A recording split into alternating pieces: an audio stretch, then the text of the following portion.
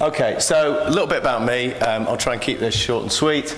I used to work for Google. I saw a big gap in the market. Google and the big agencies out there really kind of look after the big businesses. Well, as soon as you scratch the surface below the sort of top 1,000, 2,000 advertisers in the UK, the amount of support that Google gives or agencies gives is either limited, a bit sketchy, or none at all. And it is a very, very complicated space. So, you know, we're in an area where, you know, people want support, want help, and quite often can't get it.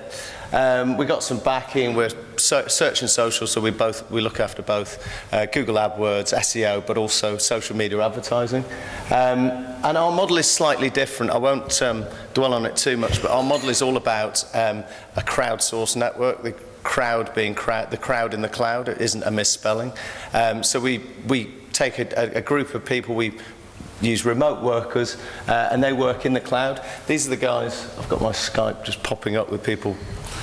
Just ignore that. But these guys work remotely in the cloud. Now, they can work from anywhere. They work through a piece of technology, crowd control, and they're kind of, everything they've done is quality assured by both the technology and also the experts, the guys who have worked with these biggest businesses to ensure that we can deliver the same levels of service, of optimization and results as you'd get if you were one of the biggest advertisers in the UK. We've got flexibility and scale, so we work across several tens of sort of territories, and we work across pretty much every vertical out there. So you name a kind of a specific vertical, and we're going to talk about a few verticals later on, but you name one, we've pretty much worked with them. Finally, our clients, I won't sort of dwell on this, but we've worked with some of the biggest brands out there, but also we work with small and medium-sized enterprises. So, why is this stuff important? Well, having worked at Google, Google produced a report about 12 months ago, and though it's 12 months old, it's still very kind of relevant. It was called the Connected Kingdom Report. Did anyone see that? It was all over the sort of national news about 12, 18 months ago. It's well worth going to have a look at that report. And it just talks about the digital economy. It was the first piece of research that had been done in the UK to actually try and understand what the digital economy was all about, how big it was, and the impact it had on different areas. And it found that over 7% of GDP is actually directly attributed to digital market or digital, so it's directly happening through digital. Now that doesn't take into consideration all the areas that are kind of partially affected by digital. So a huge part of our economy is now digital, and we are very much at the forefront of that globally.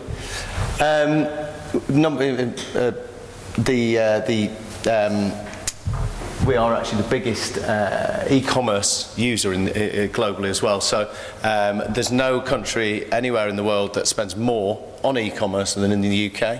What I saw during my time at Google was this kind of massive surge in e-commerce, and I think Alan and I were discussing this prior to the session. E-commerce, while retail was a sort of about third place in Google when I was there in terms of the size of the market, the size of the spend through those channels. By the time I left, it was far and away number one online stores. So if any of you guys are in the retail space, if you are moving into that space, it's a space that's growing and one that can be really kind of exploited. If any of you guys are in SMEs, and I know we've got a very kind of varied audience, I think this is such an important figure, and whenever I present to an SME audience, I think this is so important. If you get this stuff, if you get online and you do it even half well, you're likely to grow 4 times faster than your competitors. You're also likely to export double. There's an extended version of this part of the presentation where it shows all of these kind of small businesses grasping digital and making a real kind of of go of it. There's one example of some people who export worms. They grow worms in the UK and they export worms for fishing. There was another example of a tartan business who, they're selling tartan all over the world, so they're selling tartans in Japan and Canada and the US. And guess what? No surprises, this stuff, it is growing. So while digital's growing, I think businesses always have a sort of lag. There's always a lag behind what the consumer's doing. So the consumer is moving more and more online. Yet if you look at media spends, alongside that, we're still spending far too much money on newspapers. Newspaper advertising still accounts for a much higher proportion than the amount of time people spend on it. Online is slightly down. I think what's probably the most interesting part here is look how much time we're spending on our mobile devices. 8% of our lives. That's 8% of our media lives is on mobile device. That's growing probably every day. You know, that stat's probably 8% whenever this thing was put together. In another 3 to 6 months, it's going to be 1.5 times that. Look how much media spend is actually being spent through mobile. So only 0.5%. So when we talk about things like search, and we're going to talk about this, mobile is so important. So how do people find your business? Now, again, I'm kind of going over a little bit of what Anne talked about in the previous session, but I think it's super important to re-emphasize this. Google Plus or Google Places, as we talked about, is a really nice, I mean, Google do a lot of things that cost money, and they make a lot of money out of those things, but they also do a lot of stuff that's free, and it's essential that you make the most of those things. So, I mean, how many businesses here have a Google Plus or Google Places page? Yeah, around about half. How many people don't, and for any reason? No Google Places page? Are you going to go and set one up afterwards? Yeah. Google Places, it's actually been merged into Google Plus. But it's the modern day Yellow Pages, but it's completely free of charge. What I love about it, and Anne sort of touched upon this as well, is after regardless of kind of SEO performance, after the paid search ads, that's where your kind of listing is going to appear. And you don't have to make any transactional payment to Google to enable this to happen.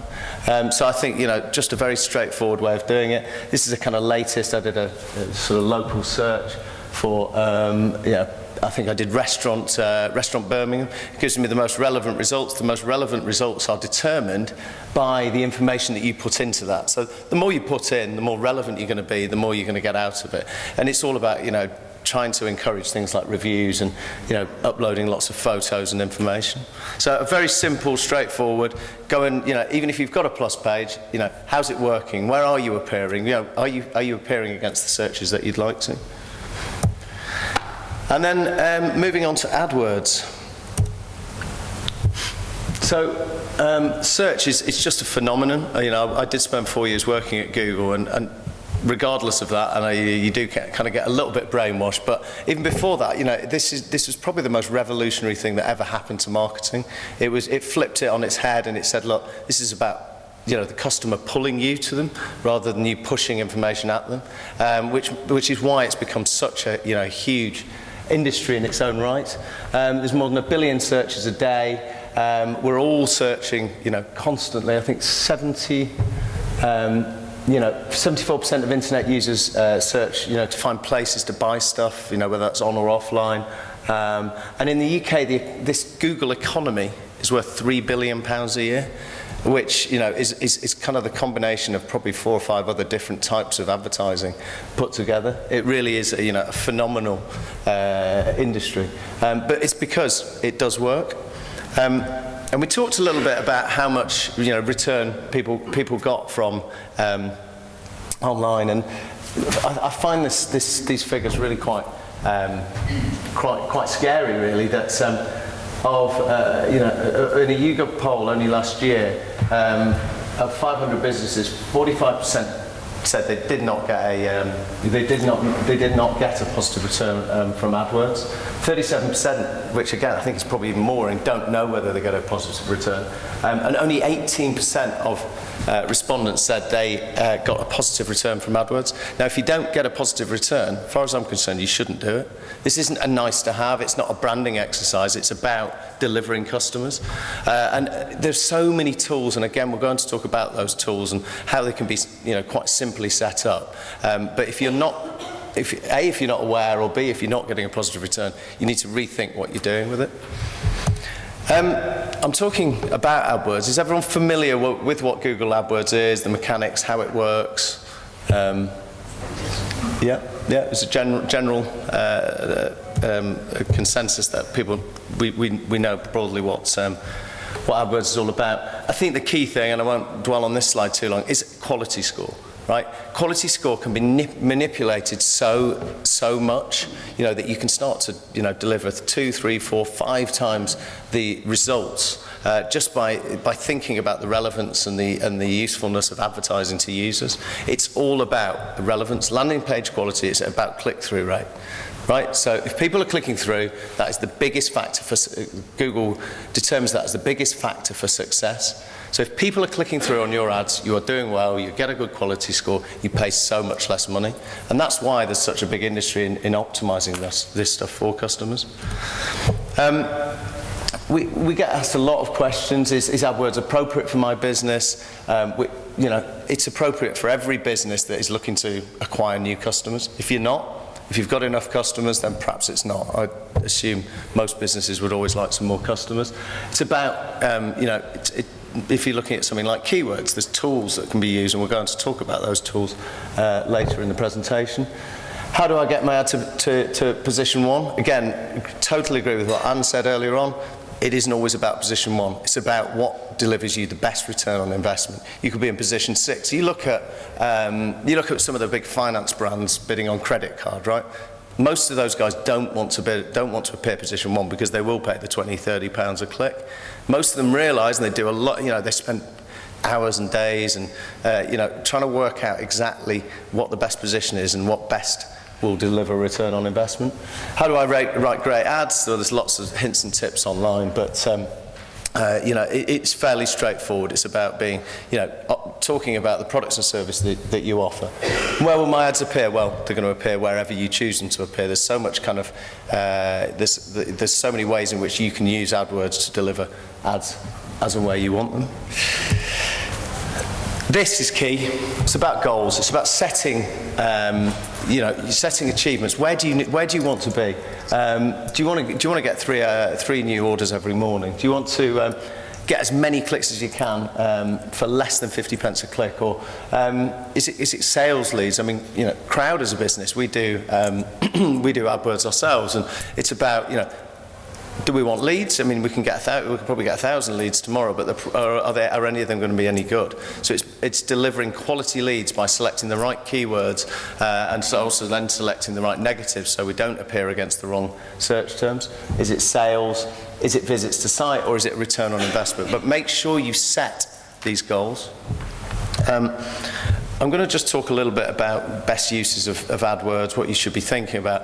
I think this, for me, is probably the most important thing. This is what will give you the best returns and will enable you to improve quality score and therefore spend less money. And it's all about the tight theme between the search term, the ad that appears, and then the landing page that you land them on. This is quite a simple example, right?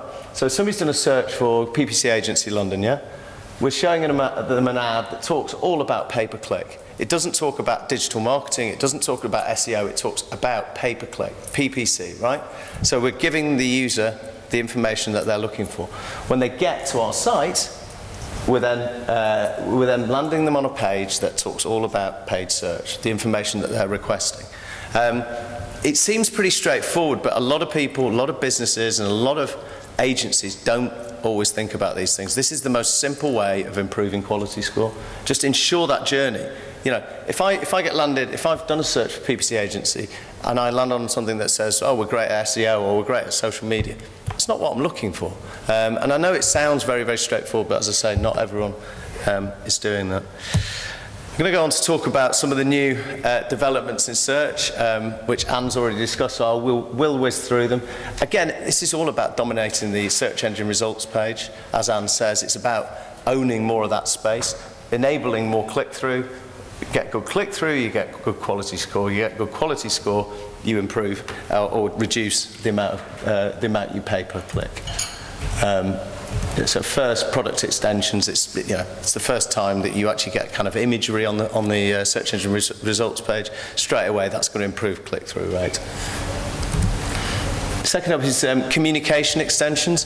This is just a nice way of, again, you get a little bit more space on the search engine results page, but what this enables you to do is have somebody enter their details without even clicking onto your site. For most of us, certainly for Crowd, I don't know for your businesses, getting the information about a potential customer, getting their email address or telephone number is super important, super useful. So get that, if you can do that without them even landing on your page, happy days.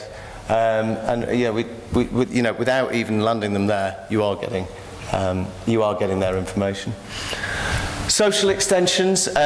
Social becomes ever more powerful. I think Anne touched on this, and Google Plus is becoming, whether or not it's a particularly well-populated network, as in we've all got a Google Plus page, but do people spend much time on it?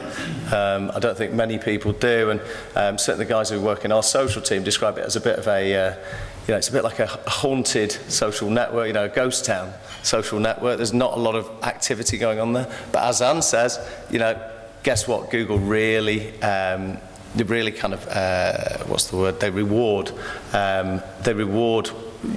businesses for having Google Plus pages. You link them in with social extensions, so people can plus one your link, all the better, and all the better for your SEO. What we've also found is that actually anything with a little annotation, so search ads are fairly dull, aren't they, right? They're just bits of text. As soon as you have anything on there which has any colour, just looks different than the text, it stands out and it has a naturally higher click-through rate. So that's like that little +1 button. It was a similar thing did anyone use Google Checkout? Anyone even remember Google Checkout? It was kind of a PayPal, Google's PayPal, but it never really sort of took off. But they used to have the little checkout buttons. But again, people used to use them, basically just have checkout, simply because you'd get that uplift of annotations of 5 to 10%. Site links, I think again Anne touched on these, but again you can really dominate the search engine results page, plus what you're doing is you're enabling people to get to the products and information that they're looking to get involved with quicker and easier than by simply going through to the website. It'll improve click-through rate because the information is readily available and it shows straight away actually these guys do what I'm looking for. So if you are ever looking to set this stuff up yourself, site links is something you should definitely consider.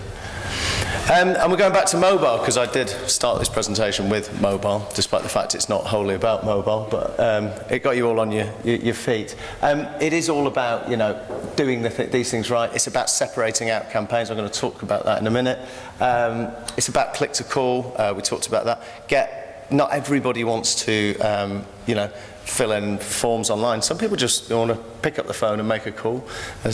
Surprisingly, in the era of iPhone and Android, we do still occasionally use our phones for actual telephone calls. Some really smart stuff going on around geo-targeting, so we can start to target customers based on their location.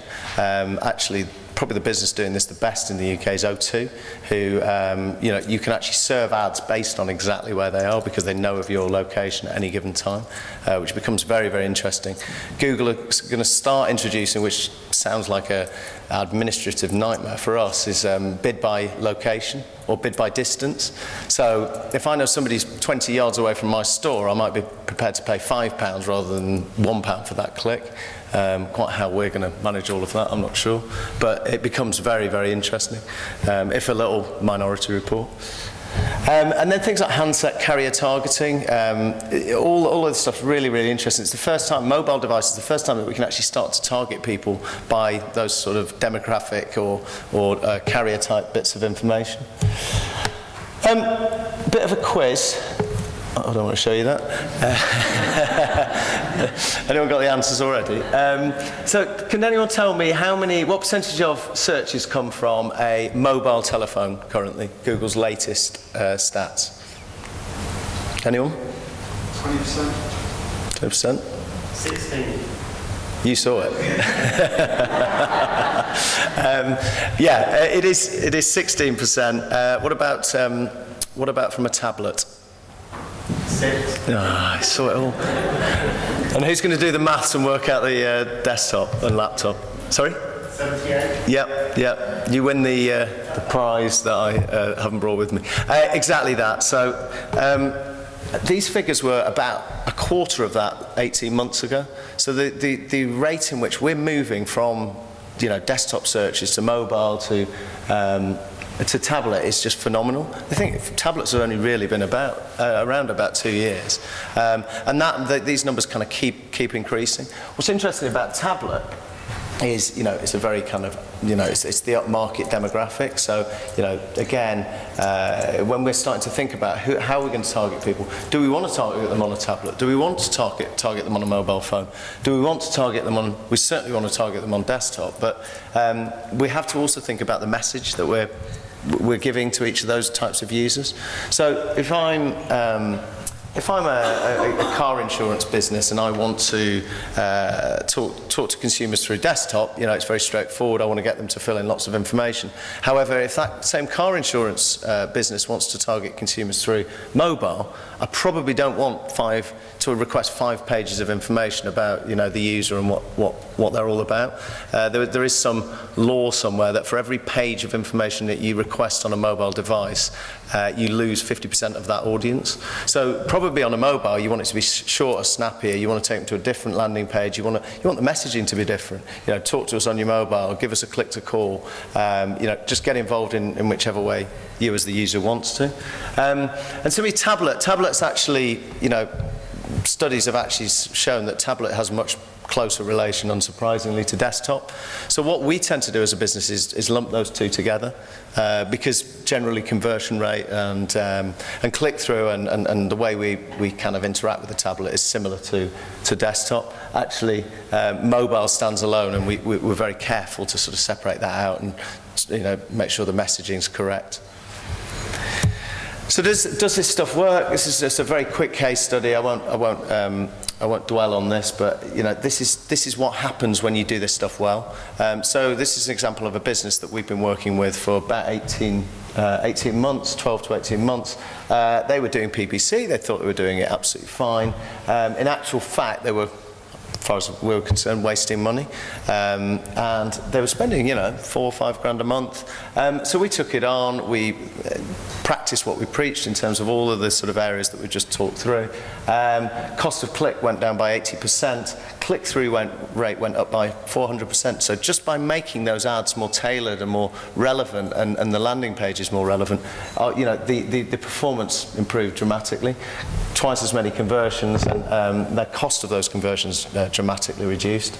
So if you do this stuff well, you can make a real difference to it, which I think, if we start to compare to where we were 20 years ago and the type of advertising we were buying then, it was very straightforward, transactional stuff, and it was, you buy an ad in a newspaper, costs you a set amount of money and you see footfall. Whereas these days everything is kind of far more complex and it's far more organic, and you have to spend so much more time managing it, which is one of the reasons we're around. But if you are managing it, then you have to spend some time understanding it, learning it and getting it right.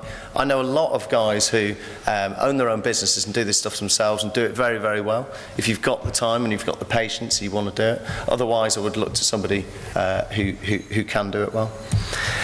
Final section is just really around understanding the website's visitors. What I love about digital, what I love about Google AdWords, pretty much the whole digital landscape, is you can find out if you spend enough time and enough effort, you can find out exactly where every penny you spend online goes in terms of return. And you can do that through things like Google Analytics, so you can find out where your visitors are coming from, the keywords that you're using to get there, exactly what each keyword has delivered in terms of results, whether the content that you're producing is correct. One of the things I find incredible and something that is an analogy that's worth kind of comparing to is the kind of checkout thing. So we see a lot of online carts abandoned at checkout, so shopping trolleys abandoned at checkout, hundreds, literally, quite often more than 80% of people are abandoning their shopping cart at checkout. Now, if you saw that in the offline world, you'd be horrified. If you had an offline store and people were just putting their baskets down before leaving, you'd definitely do something about it. But we're not doing stuff about it when it's online, and it's stuff that we can do things about, so we can work out why and where and exactly what the reasons are for them not going to checkout. And yeah, the beauty of Google Analytics, do many people in the room use Google Analytics? Show of hands? I think that's probably the majority of people using analytics, which is great, but it's becoming more and more interesting. So does anyone know what return they're getting from social media channels? Whoa, that's confident. I still don't think we can truly gauge that, but the way analytics is now set up is you can start to look at the return you're getting from social channels and the clicks and the information, and I think that's, it becomes more and more powerful. The other thing, if you are doing AdWords and you just want to set something up simply and easily, you can use things like Google conversion tracking. So all this is dropping a pixel on your checkout page or your thanks for inquiring page, and that will tell you, which keywords or which keywords have delivered the conversions, right? Whatever that conversion may be. So that just starts to show you what's working and what isn't for you as a business. Very final bit. I just want to talk a little bit about free tools. As I say, Google likes to take money off businesses, but they also do give a lot of the peripheral stuff away for free. And it's important, it's essential that we take advantage of these tools. So has anyone used Google Trends? It's a relatively small number. Does anyone want to have a look at how it works? Yeah? No? I need a bit more enthusiasm, otherwise we're just going to... Cool, right. I'm going to... This is quite hard because I'm on dual screen, but... okay, so this is Google Trends. I type in any search term, so I'm going to type in vodka, because it's a favourite of mine, and I'm going to make the screen work a bit better for me. Okay, so I've typed in vodka, and I'm going to type in hangover, because they're quite closely related, aren't they? Okay, so that starts to give me some comparisons. It's web search, it's telling me it's worldwide, so I'm going to go to UK, because I think we're pretty big vodka drinkers, and we also suffer from the hangovers that they create, and I'm going to go to select some particular dates. So I'm going to go from December 2011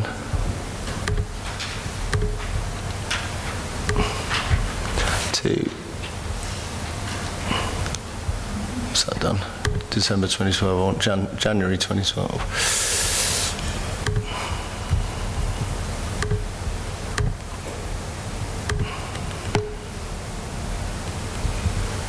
What I love about this is these are all the Friday nights, in blue. That's when everyone wants to search for vodka, right?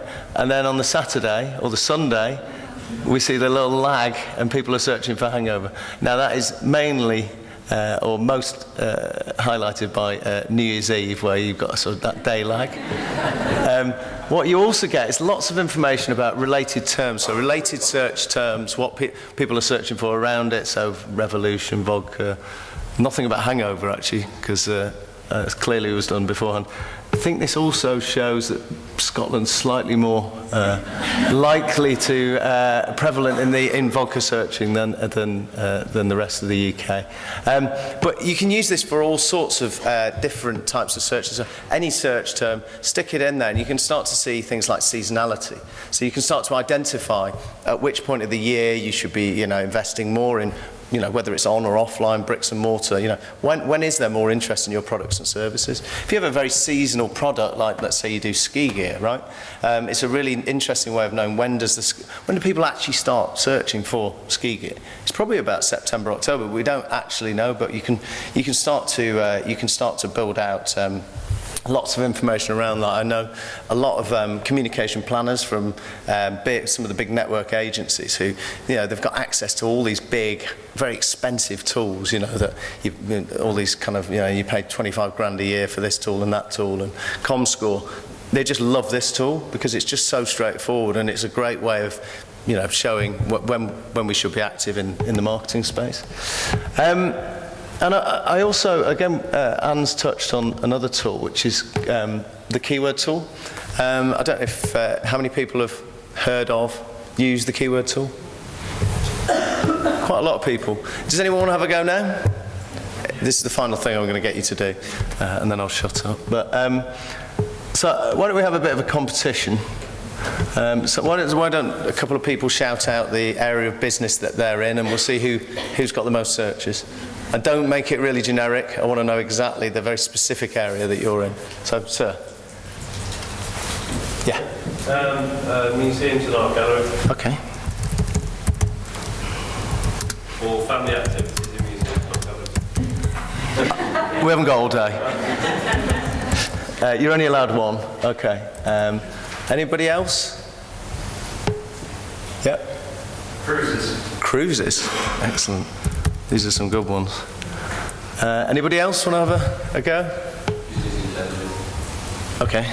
Business intelligence. Have I spelled that wrong?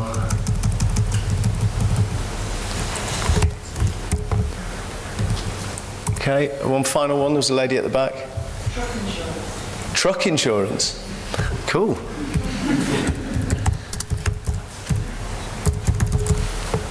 Is that right? Yeah. Cool. So all I do is type those in. Again, we can do it on broad, exact, or phrase. We'll leave it on broad. I think it's set to the UK. Yeah. Set to all languages, and it's set to desktop and laptop. I think we can actually change that, but we'll leave it as that for now. Who's won? Okay. So you can't actually see that, can you? So we can still do the competition. So who thinks museums and art galleries are going to win? In terms of number of searches in the UK for those terms? Ooh, 3, 4. How many searches does anyone think? Sir? Oh, sir, with the art gallery. A guess? 1,000, 5,000? Every month? 5,000. Every month? Every month. How many people are searching for museums and art galleries in the UK? No, 10,000 a month. 10,000 a month? Okay. Who votes for cruises as being the highest of these search terms? About a quarter of people saying cruises. Anyone hazard a guess at cruises? Who's a cruise gentleman? How many searches, sir? Top of my head, probably a couple of million. A couple of million in the UK every month. Ambitious, ambitious. Are you getting all those clicks, sir? And business intelligence, anyone think that one's going to win? Oh, 2 people, 3 people. And how many searches do you think you're going to get, sir? 3,000 or 4,000. 3,000 or 4,000 a month, okay. And truck insurance? 10,000, does anyone think? Sorry? On board match. On broad match? Yeah. You think it's going to win that one? We've got, okay, right, so here is the, here's the results. So, yeah. So you're almost right, you're 100 out. You were 40,000 out, but that's a pretty good guess, I think, in the UK. Business intelligence, I think it's pretty interesting that 50,000 people are typing searches that contain business and intelligence every month in the UK. And there's 10,000 people looking for truck insurance.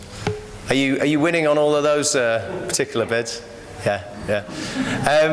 So yeah, it's, I mean, again, a very, very useful tool. Whether or not you're running your own AdWords campaigns, I think, you know, it's worth you guys knowing about it. Even if you're employing an agency, go and, you know, are they doing their job right? Are they going after the right number of terms?